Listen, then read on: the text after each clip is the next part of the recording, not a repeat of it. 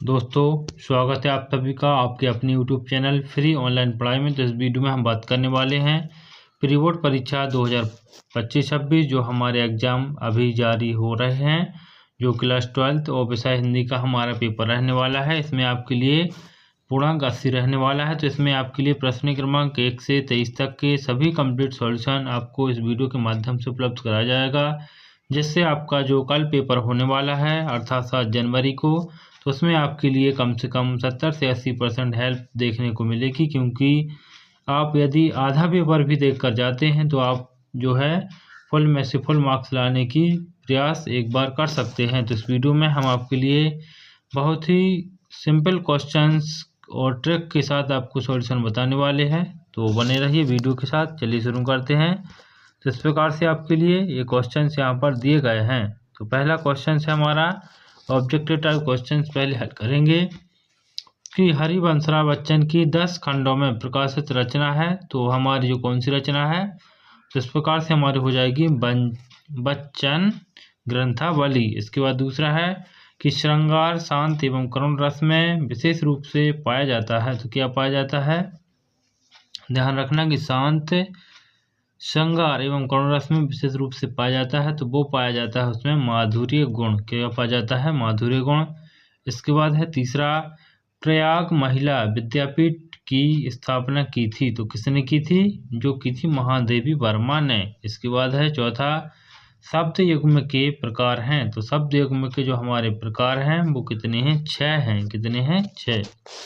इसके बाद हमारे जो आगे के क्वेश्चन हैं कि जूझ पाठ की विधा है, तो जूझ पाठ की जो विधा है हमारी कौन सी है, आत्मकथात्मक उपन्यास। इसके बाद है छठवा कि समाचार लेखन का प्रवेश द्वार माना जाता है, तो समाचार जो लेखन का प्रवेश द्वार किसे माना जाता है, शीर्षक को। तो इस प्रकार से आपके जो सही विकल्प थे आपने कंप्लीट तरीके से 6 के 6 सही विकल्प आंसर शायद कंप्लीट कर लिए हैं। इसके बाद देखते हैं प्रश्न क्रमांक 2, जो इस प्रकार से आपके लिए दिया गया है कि रिक्त स्थानों की पूर्ति कीजिए। पतंग कविता में मृदंग शब्द का अर्थ होता है एक ढोलक की तरह बाजा, मतलब आपको खालिस्तान में लिख देना है। इसके बाद है सहृदय के हृदय में स्थित जो क्या होता है, अस्थायी भावों को खालिस्तान कहते हैं, तो इन्हें कहते हैं संचारी भाव। क्या कहते हैं, संचारी भाव। तो ये आपको इसमें भर देना है, संचारी। इस प्रकार से आपको ये लिख देना है। इसके बाद हमारा तीसरा क्वेश्चन हो जाएगा, बाजार दर्शन पाठ में खालिस्तान की चर्चा की गई है, तो जो बाजार दर्शन है उसमें ग्राहकों, मतलब इसमें आपको ग्राहकों भर देना है। इसके बाद है गुरुत्वाकर्षण एक क्या है, तकनीकी है, मतलब इस प्रकार से ये लगता है।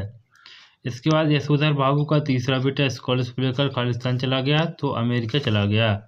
इसके बाद है रेडियो नाटक में खालिस्तान नहीं होते हैं, तो क्या होते हैं, दृश्य संवाद नहीं होते हैं, क्योंकि रेडियो में जो होता है प्रसारण चलता है, मतलब आपको केवल सुनाई देता है ना कि दिखाई नहीं देता। तो इस प्रकार से आपको हो जाएगा दृश्य नहीं होते हैं। इसके बाद हम देखते हैं सत्य और असत्य। तो इस प्रकार से हमारे लिए 5 सत्य और असत्य दिए गए हैं, तो आप इनको जो सत्य है उसके सामने सत्य लिखना है, जो असत्य है उसके सामने असत्य लिखना है। इस प्रकार से कैमरे में बंद अपाहिज कविता में मीडिया का कटाक्ष किया गया है, तो क्या हुआ है, सत्य किया गया है। और बिंब सार्वभौमिक होते हैं, ये आपका सत्य हो जाएगा। धर्मवीर भारती ने काले मेघा पानी दा पाठ में वानर सेना का वर्णन किया है, तो नहीं किया है, इस प्रकार से ये भी असत्य हो जाएगा। विज्ञापन की सरल भाषा होनी चाहिए, बिल्कुल सही हो जाएगा। और अतीत में दबे पांव बाट के आधार पर अजायब घर में तैनात व्यक्ति का नाम मोहम्मद नवाज था, तो ये आपका सत्य हो जाएगा। इसके बाद है निरक्षरों के लिए मुद्रित माध्यम बहुत उपयोगी होते हैं, तो ये उपयोगी कैसे होते हैं, सही होते हैं। तो इस प्रकार से आपके ये सही जोड़ी के ये आपकी जो है सत्य सत्य कंप्लीट हो जाएंगे, तो इस प्रकार से देख सकते हैं। इसके बाद आते हैं हमारी सही जोड़ी। तो सही जोड़ी हमारी यहाँ पर दी गई हैं कि सही जोड़ी का मिलान कर लिखिए। स्तंभ आ और स्तंभ बा में दी गई हैं। पहली सही जोड़ी है हमारी बात सीधी थी पर। इसके बाद है दूसरा ढोलक की आवाज़। तीसरा राजभाषा, उर्दू फारसी और क्या लिखा, मोहनजादो मोहनजोदाड़ो लिखा है, इसका अर्थ होता है भारत का पहला छापखाना, रीतिकाल की प्रतिनिधि रचना। इस प्रकार से ये सही जोड़ी आपको नीचे यहाँ पर एक साथ मिली हुई आपको नीचे में दिखा रहा हूँ। इसके बाद हमारा है एक शब्द और एक वाक्य में उत्तर। आपको ये भी 5 के 5 क्वेश्चंस के आंसर्स यहाँ पर आपको देखने को मिल रहे हैं। तो पहला हमारा जो हो जाएगा कि कवि उमाशंकर जोशी के अनुसार बीज किस रूप में अंकुरित होता है। जहाँ उपमेय में उपमान से भी श्रेष्ठ बताया जाए वह कौन सा अलंकार होता है। और निबंध किसकी कसौटी की से हुआ करती है। इस प्रकार से द्विवेदी युग की कोई दो विशेषताएं। इस प्रकार से आप पूरा का पूरा पेपर देख सकते हैं।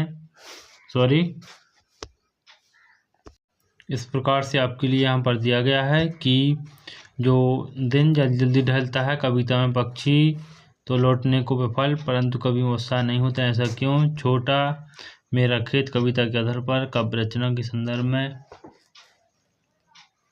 अथड़ और बीज क्या है। प्रबंध का मुक्ता काव्य में कोई दो अंतर, विभानुभाव में कोई दो अंतर, समरूपक अलंकार के लक्षण उदाहरण, ये सभी आपको यहाँ पर नीचे एक साथ बताए जा रहे हैं। तो आप देख सकते हैं 12वें नंबर का 13, 14, 15, 16, 17, 18, 19, इस प्रकार से 20 एक गद्यांश आपको दिया गया है। इसके बाद ये पद्यांश और ये आपका सड़क दुर्घटना पर क्या लिखा है, एक प्रमाण पत्र आवेदन पत्र लिख सकते हैं। और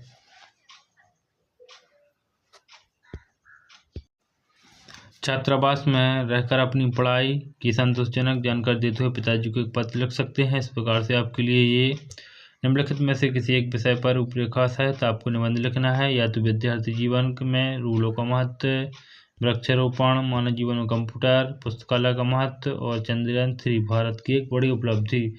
इस प्रकार से आपके लिए संपूर्ण पेपर यहाँ पर दिया गया है। इसका सॉल्यूशन देखते हैं क्रम वाइज। इस प्रकार से हमारा जो बेस्ट क्वेश्चन आया सही जोड़ी का मिलान करना था, तो इस प्रकार से आप देख सकते हैं।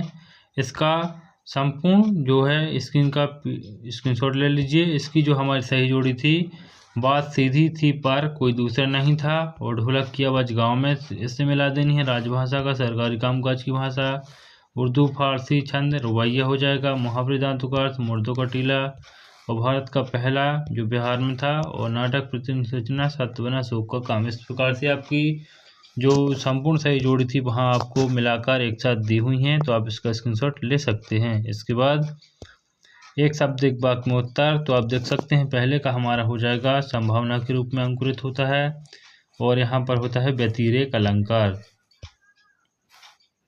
इसके बाद है लेखक छायावाद को कविता के अंतर्गत रहस्यात्मक काव्यधारा मानते हैं। नई कहानी आंदोलन 1950 के बाद आरंभ हुआ। तो इस प्रकार से आपके जो सही जो एक शब्द और एक वाक्य में उत्तर थे वो आपने कंप्लीट तरीके से यहाँ पर देख लिए हैं। तो इस प्रकार से दोबारा देख सकते हैं, यहाँ पर दिया गया है।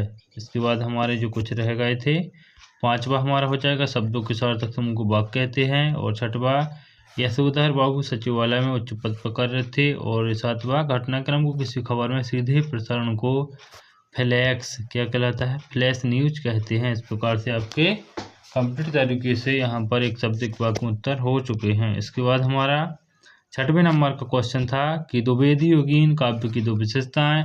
तो पहले लिख देनी है भाषा में संस्कृत निष्ठा और राष्ट्रभक्ति एवं सामाजिक चेतनाएं। चाहे तो आप इनका विवरण भी लिख सकते हैं एक लाइनों में। इसके बाद इसका अथवा था छायावाद का, तो आत्म समानुभूति की प्रधानता, प्रकृति का मानवीकरण, श्रृंगारस की प्रधानता। इस प्रकार से आप कोई 2 लिख सकते हैं। इसके बाद था 7वें नंबर का क्वेश्चन कि दिन जल्दी जल्दी ढलता है। कविता का असर क्या था कि कविता में जीवन की क्षणभंगुरता और निराशा की अनुभूति व्यक्त की गई है। इसके बाद हमारा था अगला क्वेश्चन कि छोटा मेरा खेत, और कविता में अंकुर और बीज का अर्थ था, मतलब बीज का था आशा का प्रतीक और अंकुर था सृजन की संभावना का दर्शाता था। गद्य काव्य और मुक्ता काव्य में आपको अंतर बताने थे, तो आपको यहाँ पर एक अंतर दिया गया है। आप चाहे तो 2-3 अंतर लिख सकते हैं कि गद्य काव्य में छंद नहीं होता, मुक्ता काव्य में होता है। गद्य काव्य में भाव का विस्तार होता है, मुक्ता काव्य में जो होते संक्षिप्त होता है। इसके बाद संगरूपक अलंकार के लक्षण व उदाहरण, तो यहाँ पर लक्षण कि जब एक वस्तु पर दूसरी वस्तु का पुनरारोप हो और चरण कमल बंधु हरियाई, इसका अथवा भी लिख सकते हैं आप। सॉरी, ये बार बार हो जा रहा है। इस प्रकार से इसका अथवा भी आप लिख सकते हैं। सवैया छंद, तो 22 मात्रा को छंद होता है।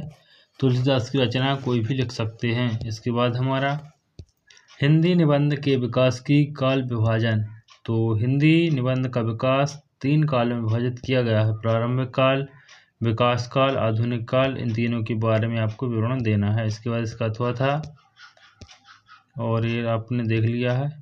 इस प्रकार से आपके जो बाकी क्वेश्चंस जो रह गए हैं तो उनका मैं नेक्स्ट वीडियो में, आप यदि कमेंट चाहते कमेंट कर सकते हैं तो मैं आपके लिए सॉल्यूशन उपलब्ध करा दूंगा, वरना आपको क्वेश्चंस यहाँ पर उपलब्ध करा दिए गए हैं।